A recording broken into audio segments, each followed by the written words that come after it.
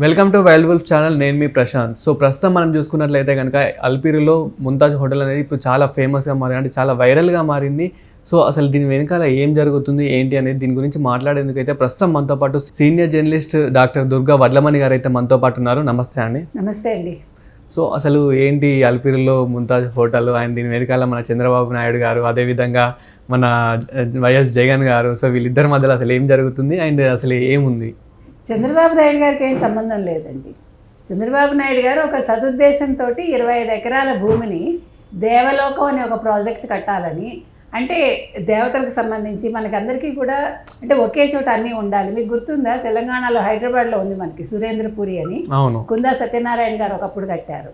అక్కడ అందరి దేవుళ్ళు ఒకే చోట కొలువే ఉంటారు.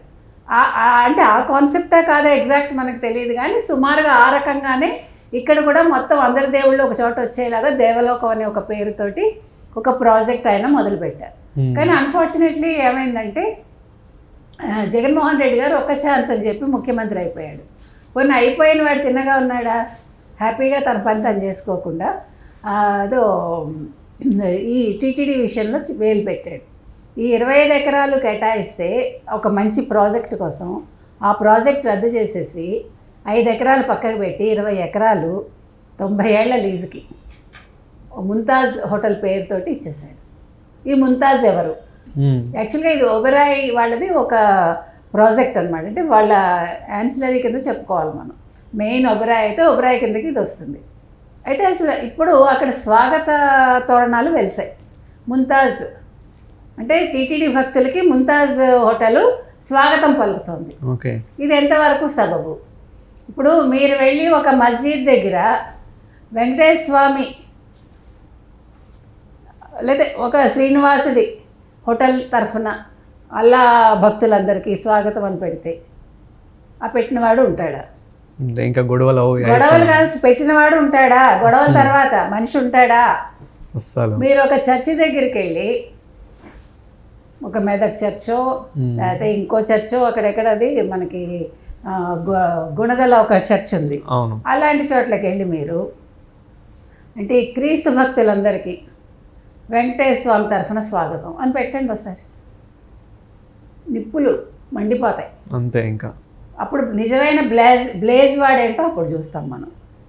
అది నేను అనేది ఏంటంటే, అసలు హిందుత్వం అంటే ఎందుకింత మీకు చులకన్నా? అసలు హిందువులు ఎందుకు నిద్రపోతున్నారు? వీళ్ళకి సిగ్గు లేదా? ముస్లిమ్స్ కళ్ళు తెరిచి వాళ్ళు చక్కగా ఒళ్ళు కప్పుకుంటారు ఆడపిల్లలు. అంటే ఇది ఎవరిని కించపరచడం కాదు, మనం కళ్ళు మూసుకుపోయే హిందువులు మిగతా అన్నీ తెరుచుకుని ఉంచుకుంటున్నారు. అవునా కాదండి? ఇప్పుడు మన అన్ని మతాల్ని సమానంగా చూడాలి, ఎవ్వడు కాదండు. కానీ ఎవరి మతాన్ని వాళ్ళు గౌరవించుకోవాలి.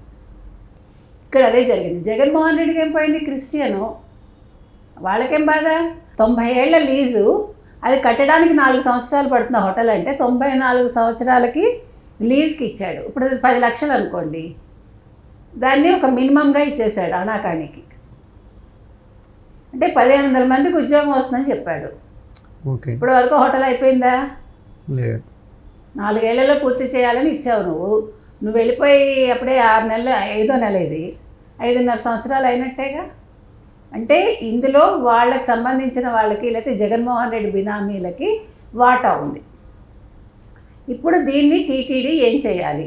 ఇప్పుడు మన టీటీడీ పాలక మండలి సమావేశమైంది, కొత్త చైర్మన్ ఈఓ అధ్యక్షతన మంచి నిర్ణయాలు తీసుకున్నారు. అన్య మతస్థులు ఉండకూడదు, రాజకీయ అంశాలు అక్కడ ప్రస్తావించకూడదు, గోవింద నామస్మరణే జరగాలి, ఇవన్నీ మనం కోరుకున్నాం. చైర్మన్షిప్ ఇవ్వగానే బిఆర్ నాయుడు గారికి మన అందరం కూడా మాట్లాడాం, ఇట్లాంటివి చెయ్యాలి అన్నాం, చక్కగా చేశారు వాళ్ళు. ఇప్పుడు బిఆర్ నాయుడు చేయాల్సిన పని ఏంటంటే, ఒక టీటీడీ చైర్మన్గా ఆయన ఈఓ కూడా వీళ్ళందరూ నిర్ణయాలు తీసుకుని ఈ లీజ్ రద్దు చేసేసి అక్కడ దేవలోకం ప్రాజెక్టే కట్టాలి. ఇది ముందు వెంటనే తీసుకోవాలి.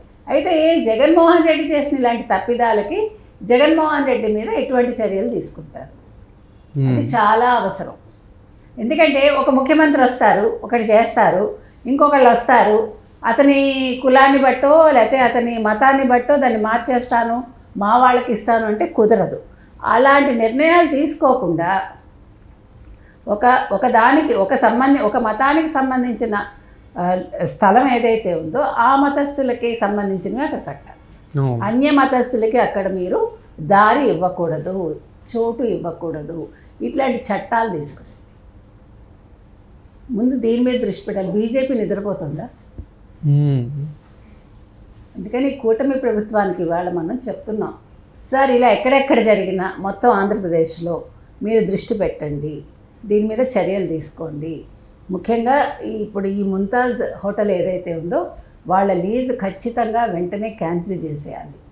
అందులో ఎటువంటి ఆలోచన అవసరంలా. ఓకే. ఎందుకంటే ఇప్పుడు మీరు అలిపిరి మీద వెళ్తూ ఉంటారండి, అక్కడ శ్రీనివాసుడికి సంబంధించిందో వెంకటేశ్వర స్వామికి సంబంధించి ఆ పేర్లతోటే ఎవడు హోటల్ పెట్టినా ఎవడు స్వాగతం పలికినా ఉండాలి, అంతే కదా. తిరుమల కొండ మీద ఏ దేవుడైతే ఉన్నాడో ఆయన పేరుతోటి అక్కడ జరగాల్సింది. ఒక ముంతాజ్ అనేది అసలు ఆ పేరు ఎవరు? ఆ ముంతాజ్ ఎవరు? ఇక్కడ తాజ్మహల్ కడదాం అనుకున్నారా వీళ్ళు? ఇంకోటి ఏమైనా ముంతాజ్ అని ఒక ఆవిడ ఇంకొక ఆవిడ ఏమైనా పుట్టుకొచ్చింది అక్కడ? సో దీని మీద టీటీడీ బోర్డు దృష్టి పెట్టాలండి. పాలక మండలి వెంటనే నిర్ణయాలు తీసుకుని నెక్స్ట్ మీటింగ్లోపు ఈ లీజ్ రద్దు చేసింది. Thank you.